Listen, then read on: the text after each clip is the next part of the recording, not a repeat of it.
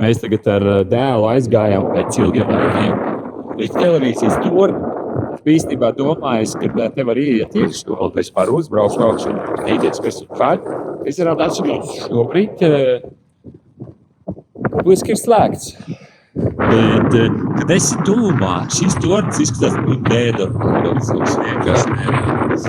ļoti žēl, ka šeit visa infrastruktūra viņa nav tik labi attīstīta. Šeit brauktu cilvēki, lai baudītu laiciņu. Tad tiešām šitā visa saule ir tik daudz vietas, ko varētu izdarīt. Un arī, man liekas, mēs te ar dēlu gājām un domājām, ka, pieņemsim, ja te no vidus varētu lekt ar bungee jumping, kā no televīzijas torņa. Man liekas, tā būtu forši izklaide un piesaistīt turistus. Bet, diemžēl nekas tā vajag neattīstās šeit.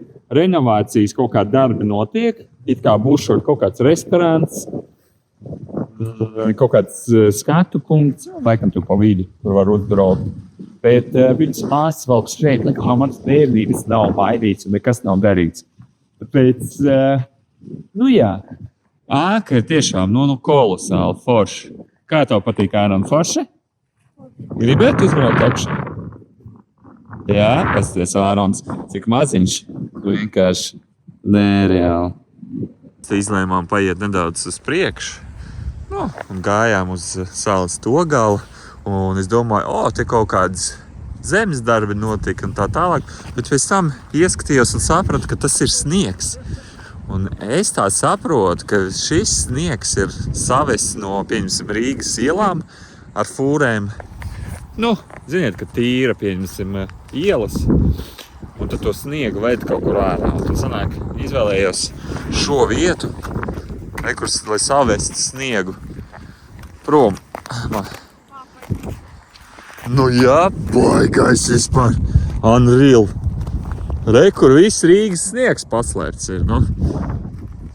Tā kā ziniet.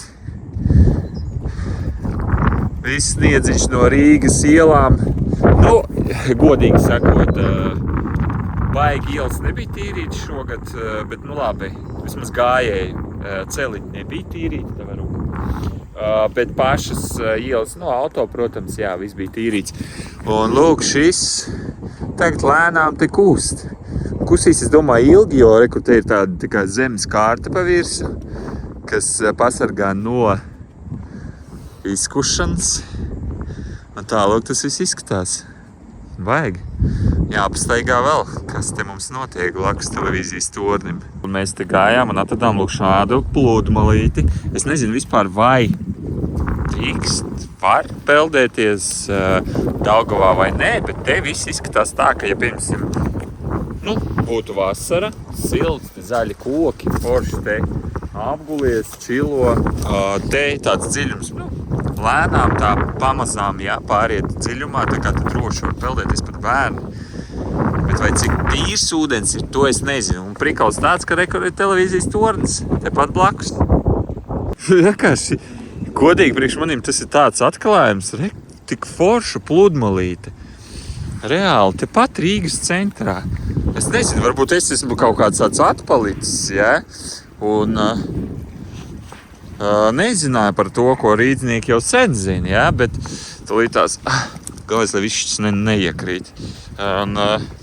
Bet kopumā es pateikšu, te vasaras laikā, ja pirms negribās braukt uz Jūrmalu, forši var atnākt kur pludmalīt un tusēt. Mierīgi, klusu. Bet godīgi teikšu, ka ļoti daudz mašīnas tagad uz šo pusi brauc cilvēki.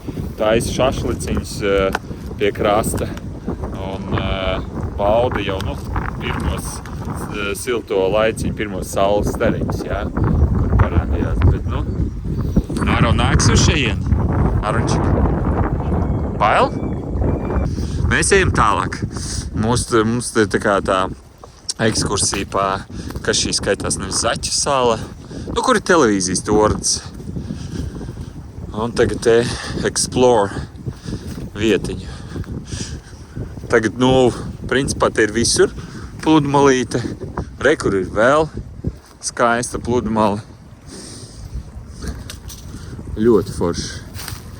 Nu, es tagad zināšu, ja vasarā pēkšņi, nezinu, līdz Jūrmalai negribēsies braukt, vai vēl kaut kāds iemesls, un gribēsies vienkārši pačilot, uz šejienu var atmučīt un normāli pasauļoties, ja te nebūs, protams, pārāk daudz cilvēku. Zinu, kā latviešu valodā saucās, ko mēs atradām.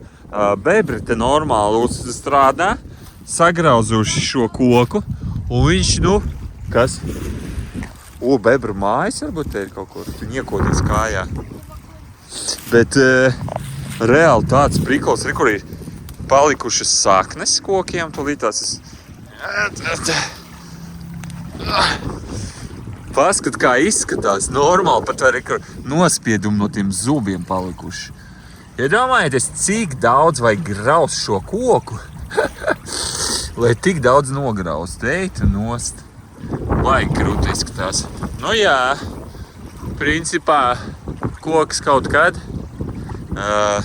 drīzumā viņš kritīs, jo reāli viss šis ir svaigs. Rekur, te pat nav neviena puteklīša. Tikko viņi te ņēmās darīt. Vai viņi dara labu darbu, es nezinu. Bet pastīšos, varbūt viņi te kaut kur slēpjās. Aha. Nekur nav. Būtu forši satikt kādu bebru. Āron, nāc pasties uz šejiem. Nāc šur. Pastīsies, kādi sakos. To roku. Tu ko tu? Nu vienkārši šeji ar abām kā. Nē, tam normāli. Jā, lai cīkais mācās visu to izdzīvošanas, visu to vo. Nāc šur. Davai. Roku. Ночью pasties. Pasties te apakšā, kā izskatās. Ну, я и говорю, там надо писать. Pasties, redzi? Vienkārši. Labs. Там вот это было. Aha. Un pasties, kā te ir sagrausts. Svaigs. Вот звуки. Aha. Повезло. Man tikko dēls pastāstīja, es neko vispār pa bebru dzīvi neko nezinu, bet viņš es tā sapratu, ka Ārons zina, jā? Un salikuši rekurši tās te sūnas, kaut kādas zariņas, tad sanāk, tad no viņu reāli cēla tā kā štābiņi sanāk, jā? Māju? Да, я слышал, если оно... Nu, kāds zina kaut ko par bebru dzīvi, pastāstiet, vai tā ir tā kā, daļa, viņa speciāli šādi liek kaut kādas jumtiņas un tā tā kā mājiņa. Nu, tas, ka viņi grauž kokus, tas ir saprotami, bet vienkārši, interesanti. Daudz cilvēku šeit brauc taisīt kaut kādas šašluciņas, vienkārši patusēt, pasēdēt. Arī pārīši kaut ko citu padarīt, bet, doma ir tāda, ka šī sala ir tāda, neattīstīta, bet noteikti būtu forši vajadzīgi cilvēkiem. Es nezinu, ko tu tādu varētu uztaisīt, kā attīstīt, bet, reāli ļoti forši vietiņi rīdzniekiem. Pirms vasarā forši laiku pavadīt, ja te varētu uzbērt kaut kādas smiltis, uztaisīt tādu reālu rīdznieku pludmales vietu ar pārkingu un tā tālāk. Es domāju, ka būtu forši. Plus vēl attīstīt šo televīzijas torni, tā, lai cilvēki nāktu šeit un kaut kā baudītu laiciņu. Bet, protams, es atkal fantazēju par labākiem laikiem, bet es domāju, ka varbūt, vismaz tuvākā laikā tāda nākotne ir neiespējama.